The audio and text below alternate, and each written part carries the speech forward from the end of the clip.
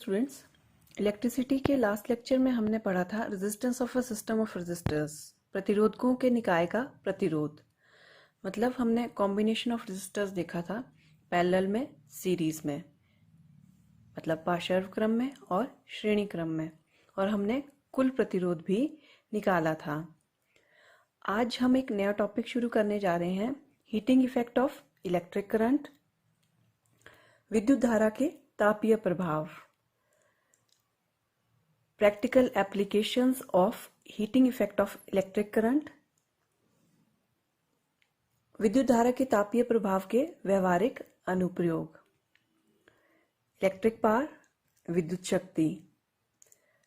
Commercial unit of energy, विद्युत ऊर्जा का व्यापारिक मात्रक। तो ये रहेंगे हमारे आज के सब टॉपिक्स। आइए शुरू करते हैं विद्युत धारा के तापीय प्रभाव से। Let's start with the heating effect of electric current.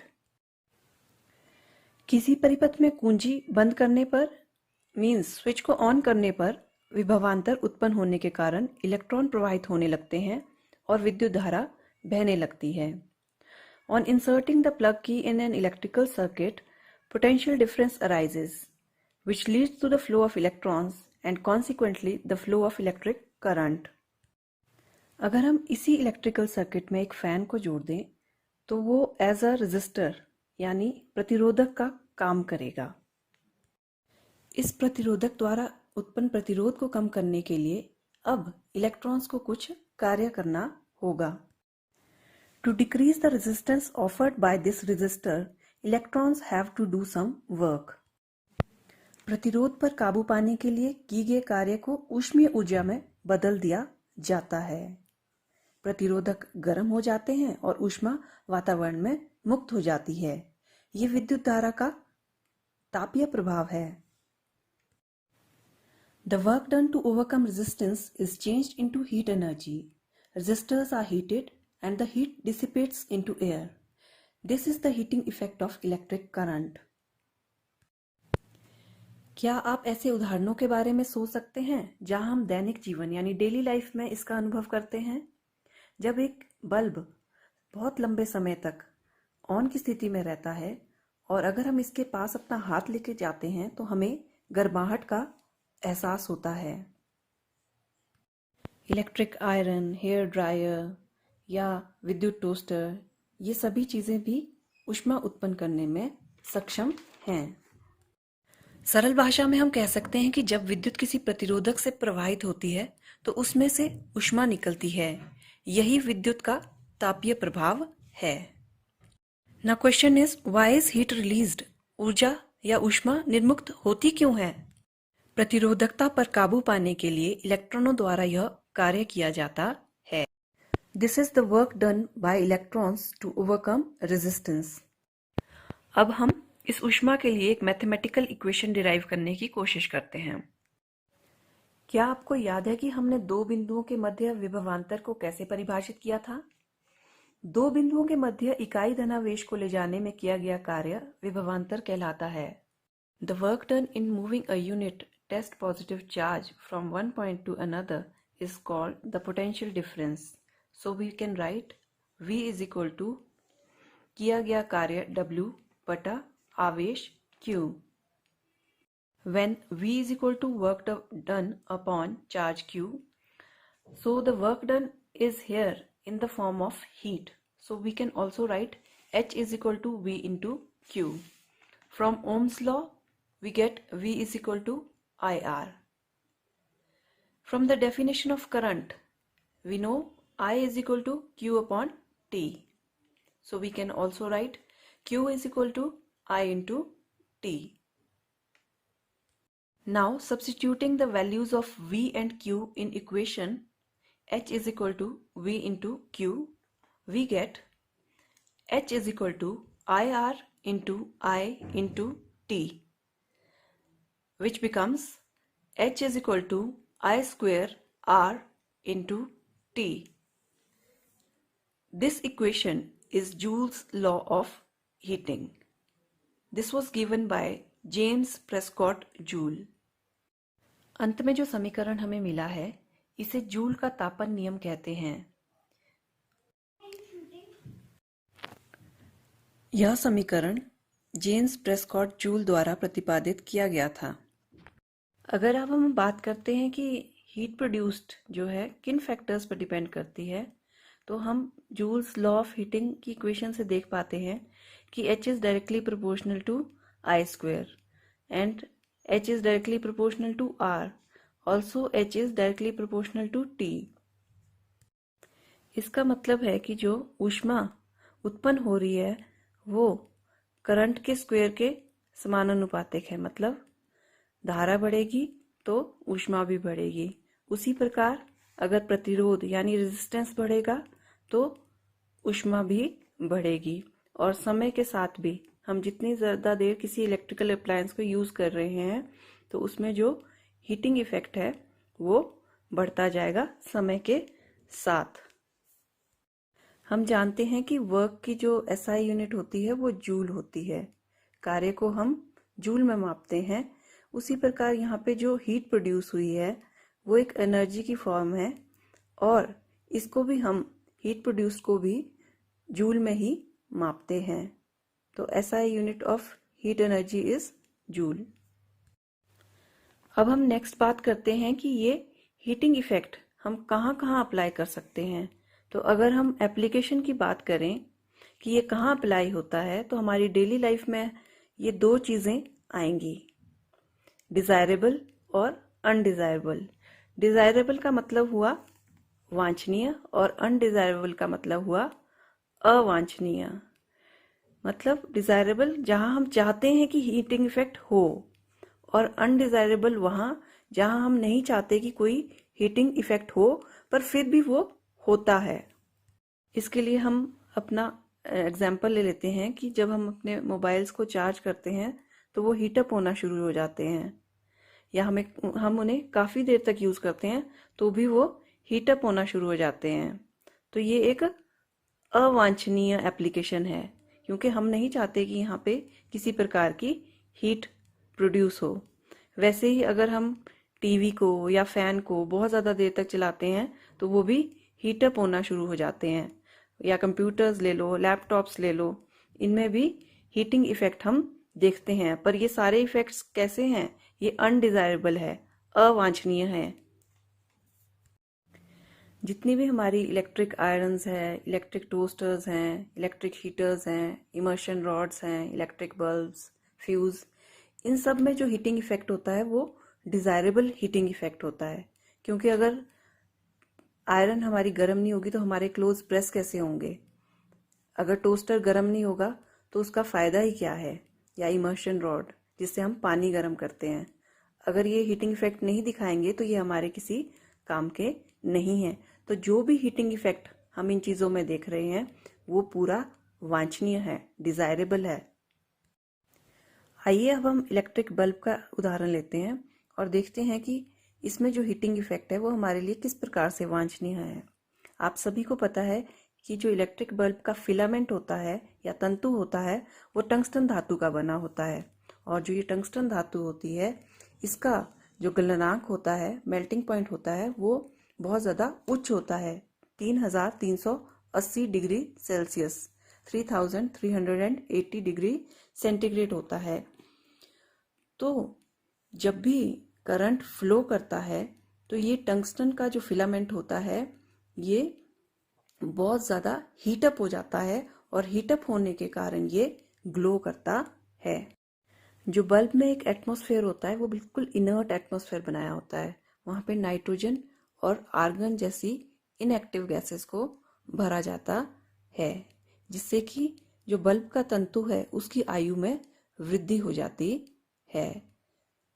Filament द्वारा जो उपभुक्त ऊर्जा है उसका अधिकांश भाग ऊष्मा के रूप में प्रकट होता है और इसका बहुत थोड़ा सा भाग विकृत प्रकाश के रूप में दिखाई देता है। जूल्स लॉ ऑफ हीटिंग की एक और एप्लीकेशन हम देख सकते हैं जो हमारा इलेक्ट्रिक फ्यूज होता है।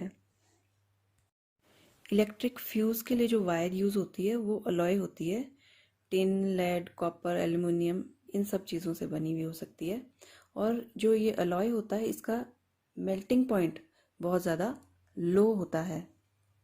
मान लीजिए अचानक से किसी वायर में बहुत ज़्यादा करंट आ जाता है तो क्या होगा अगर आपने उसमें टीवी जोड़ा है आगे, और अगर आपके टीवी के साथ फ्यूज भी लगा हुआ है, तो वो क्या होगा, अतिभारण होने पे वो फ्यूज पिघलकर टूट जाएगा और आपका टीवी जो है खराब होने से बच जाएगा। लेकिन अगर वो फ्यूज वहां नहीं होता तो वो डायरेक्ट जो सारा अतिभारण के कारण जो बहुत ज़्यादा करंट आ गया है वो पूरा टीवी तक पहुंच जाएगा और टीवी जो है ब्लास्ट भी हो सकता है। अब हम इस निष्कर्ष पर पहुंचते हैं कि फ्यूज एक सुरक्षा युक्ति है, सेफ्टी मेजर है जो सभी विद्युत साधित्रों में यानी इलेक्ट्रिकल अप्लायंसेस में इनबिल्ट होता है। यदि शॉर्ट सर्किट हो जाए या ओवरलोडिंग के कारण करंट ज़्यादा आ जाए तो फ्यूज ऑटोमेटिकली पिघल जाता है और साधित्र जो है खराब होने से बच जाता है। आजकल हमारे घरों में फ्यूज के स्थान पर लघु परिपथ विच्छेदक यानी MCB मिनिएचर सर्किट ब्रेकर का उपयोग निरंतर बढ़ता जा रहा है। जब किसी परिपथ में विद्युत धारा सुरक्षा सीमा से अधिक हो जाती है तो ये ऐसे स्विच होते हैं जो स्वतः ही ऑफ हो जाते हैं। बाद में इन्हें ऑन करके परिपथ को पुनः पूरा किया जा सकता है। अब हम आते हैं इलेक्ट्रिक पावर यानी विद्युत शक्ति पर। We know the rate of doing work is called power. कार्य करने की दर को शक्ति कहा जाता है। हम जानते हैं किसी भी कार्य को करने के लिए ऊर्जा की आवश्यकता होती है। So we can say energy consumed or the work done per unit time is called electric power. So according to definition we can write P is equal to E upon T or P is equal to W upon T. We know work is equal to V into Q. So we get P is equal to V into Q upon T. P is equal to V into I. This is the first equation for power. अब हम power के लिए दो समीकरण और बना लेते हैं। हम इस पावर के समीकरण में एक बार V की वैल्यू को रिप्लेस करके देखेंगे और एक बार I की वैल्यू को रिप्लेस करके देखेंगे। From Ohm's law we know V is equal to IR. So power is equal to V into I. इस समीकरण में अगर हम V की वैल्यू को पुट करते हैं तो आता है P is equal to IR into I. So we get P is equal to I square R. This is the second equation for power. Now we know I is equal to V upon R. So we can write P is equal to V into V upon R. So it becomes P is equal to V square upon R. This is the third equation for power. हमने यहाँ पर power के लिए 2-3 formulas derive किए हैं, तो आप confuse नहीं होंगे न्यूमेरिकल्स करते हुए कि अब मैं कौन सा फॉर्मूला यूज़ करूँ। आप ध्यान रखेंगे कि जब हम रेजिस्टर्स को सीरीज में जोड़ते हैं तो I यानी करंट सेम होता है और V यानी वोल्टेज डिफरेंट होती है, तो हम सेकेंड इक्वेशन को यूज़ करेंगे P is equal to I square R। और जब हम रेजिस्टर्स को पैरेलल में जोड़ते हैं तो हमें पता है कि I यानी करंट डिफरेंट होता है और V सेम होता है, तो हम third equation P is equal to V square upon R को यूज करेंगे। आइए अब हम बात करते हैं विद्युत शक्ति यानी इलेक्ट्रिक पावर की यूनिट की। We know P is equal to V into I. V यानी वोल्टेज को मापते हैं वोल्ट्स में, I यानी करंट को मापते हैं एम्पियर्स में। So volt into ampere is equal to watt. Thus, the SI unit of electric power is watt. We can define 1 watt as the power consumed by a device that carries 1 ampere of current when operated at a potential difference of 1 volt. विद्युत शक्ति का SI मात्रक what है। हम 1 what को इस प्रकार से परिभाषित कर सकते हैं। यह उस युक्ति द्वारा उपभुक्त शक्ति है जिससे उस समय 1 एम्पियर विद्युत धारा प्रवाहित होती है जब उसे 1 वोल्ट विभवांतर पर प्रचालित कराया जाता है। The unit watt is very small. Therefore, in actual practice, we use a much larger unit called kilowatt. It is equal to 1000 watts. What शक्ति का छोटा मात्रक है, अतः वास्तविक व्यवहार में हम इसके काफी बड़े मात्रक किलोवाट का उपयोग करते हैं। 1 किलोवाट 1000 वाट के बराबर होता है। Since electrical energy is the product of power and time, the unit of electric energy is therefore watt-hour. 1 watt-hour is the energy consumed when 1 watt of power is used for 1 hour. The commercial unit of electric energy is kilowatt-hour. It is commonly known as unit. हम जानते हैं विद्युत ऊर्जा शक्ति तथा समय का गुणनफल होती है, इसलिए विद्युत ऊर्जा का मात्रक वाट घंटा है। जब 1 वाट शक्ति का उपयोग 1 घंटे तक होता है तो उपभुक्त ऊर्जा 1 वाट घंटा होती है। विद्युत ऊर्जा का व्यापारिक मात्रक किलोवाट घंटा है, जिसे सामान्य बोलचाल की भाषा में यूनिट कहते हैं। Now we know SI unit of energy is joule, but the commercial unit of energy is kilowatt hour. अब हम जानते हैं कि ऊर्जा का SI मात्रक जूल है तथा ऊर्जा का व्यापारिक मात्रक किलोवाट घंटा है। आइए अब किलोवाट घंटा और जूल के बीच एक संबंध स्थापित करने का प्रयास करते हैं। Now let's derive a relation between commercial and SI unit of energy. We can write 1 kilowatt hour is equal to 1000 watts into 3600 seconds, which is equal to 3.6 into 10 raised to power 6 joules. So 1 kilowatt hour is equal to 3.6 into 10 raised to power 6 joules. 1 kilowatt में होते हैं 1000 वाट और 1 घंटे में होते हैं 3600 second. तो हम लिख सकते हैं 1 किलोवाट घंटा बराबर है 1000 वाट गुना 3600 सेकेंड, जो आ जाएगा 3.6 गुना 10 की घात 6 जूल के बराबर। आज के लिए बस इतना ही। मिलते हैं एक नेक्स्ट वीडियो में किसी नए टॉपिक के साथ। Thank you.